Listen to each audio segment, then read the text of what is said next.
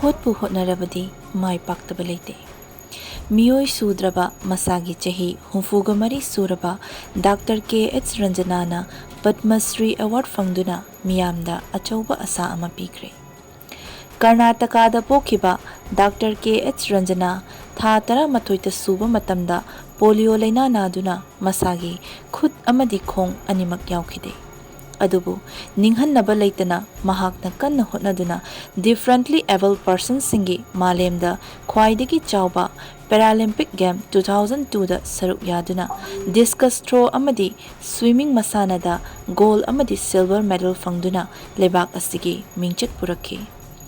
Dr.KS Rajanna mechanical engineer loiduna khunai gi oiba afaba thabak inkhang kayasu tawrakhi.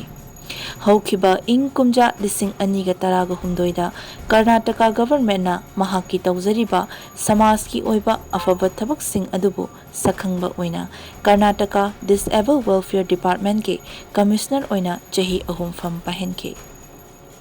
Hauzikna entrepreneur ama oiduna miyoi chahum ga yankhai henbada thabak piri.